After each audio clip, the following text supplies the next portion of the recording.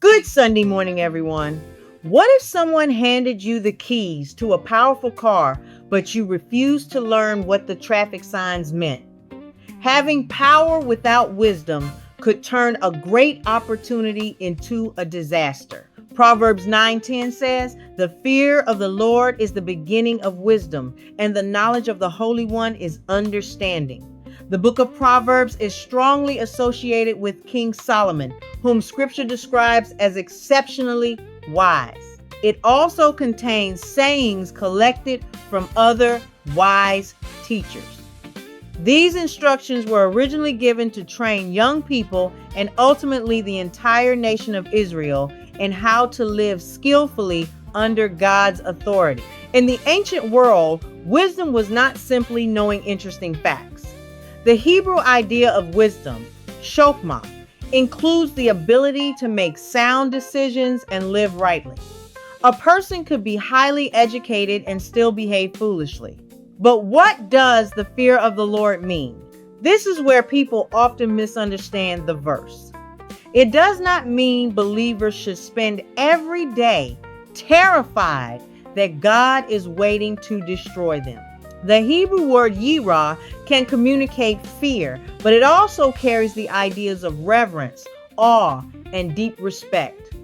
To fear the Lord means taking God so seriously that his character and commands influence your choices. Think of electricity. You do not have to hate electricity or panic whenever you see an outlet.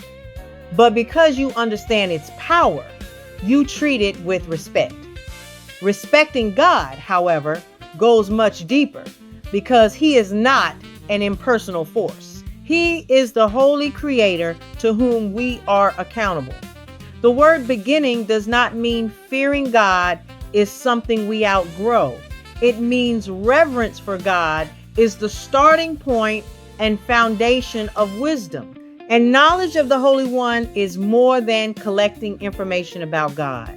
In biblical thought, knowledge is personal and relational.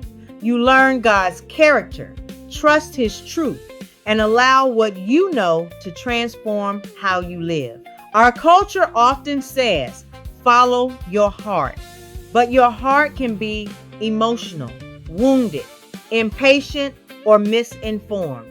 God's wisdom gives you a trustworthy standard when your feelings are pulling you in the wrong direction.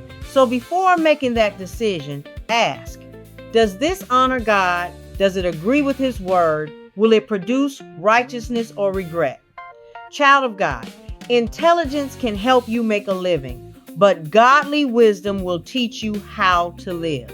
Start with reverence, grow through relationship, and let every decision declare, Lord, you know better than I do, so I will follow you.